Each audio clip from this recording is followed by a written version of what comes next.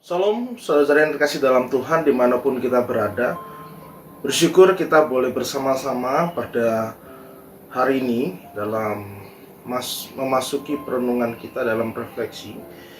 Dan tema kita pada hari ini yaitu ada apa dengan hari raya roti tidak beragi, dalam Lukas pasal yang ke-22 ayat 1 sampai dengan 2.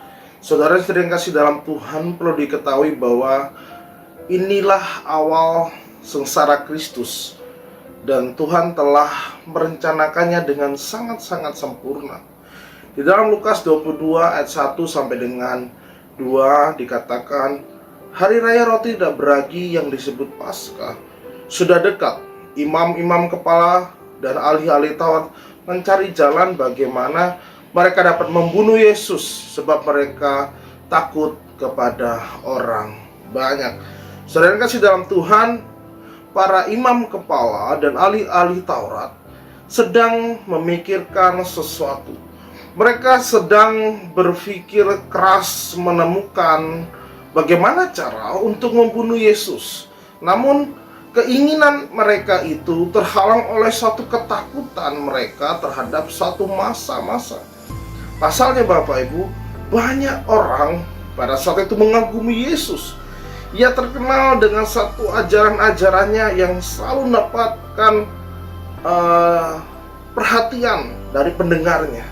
Oleh karena itu para imam kepala dan para ahli Taurat itu takut kepada mereka. Mereka takut karena tidak ingin dicap buruk dan berdosa di mata banyak orang. Jadi mereka memikirkan cara bagaimana membunuh Yesus, tetapi tanpa dicap sebagai orang yang berdosa. Saudara yang kasih dalam Tuhan, ini merupakan suatu ironi. Mengapa? Karena bukannya mereka mempersiapkan Paskah, tetapi para imam dan ahli Taurat malah memikirkan jalan bagaimana untuk membunuh Yesus. Dimana kita ketahui bahwa hari raya Paskah itu seharusnya menjadi suatu peringatan yang kudus atas perjanjian antara Allah dan umatnya. Namun mereka menodai hari-hari suci itu dengan pikiran dan akal bulus mereka untuk membunuh Yesus. Dan tanpa mereka sadari, rencana itu menjadi mungkin dan bahkan menjadi kenyataan.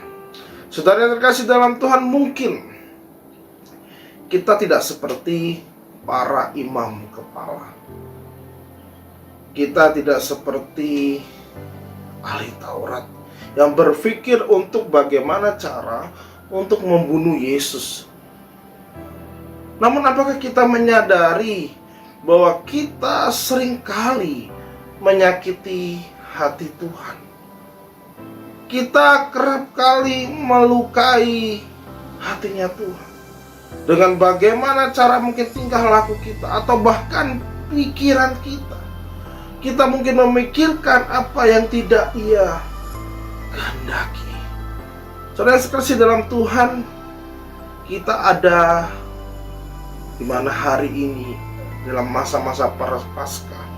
Kita sudah melewati minggu keempat dan akan memasuki minggu kelima di masa-masa Prapaskah, dan kita akan menyambut Jumat Agung dan Paskah. Mari saudara yang kasih dalam Tuhan, di dalam masa-masa ini kita menghayati dan kita juga berhati-hati dengan apa yang kita pikirkan. Jangan sampai pikiran tersebut menjadi noda dosa di hadapan Allah. Sebaliknya, mari kita memikirkan hal-hal yang baik, memikirkan hal-hal yang berkenan di hadapan Tuhan. Dan mari kita memberikan cara hidup yang taat dalam melakukan kehendak-Nya dengan setia. Dan kita memohon agar Tuhan menguasai hati kita, menguasai pikiran kita, agar setiap pikiran dan hati kita dan tindakan kita itu menyenangkan hati Tuhan. Biarlah menjadi firman Tuhan ini menjadi kekuatan kita dalam masa-masa Prapaskah, dan marilah kita terus mengandalkan Tuhan dalam kehidupan kita. Tuhan Yesus memberkati.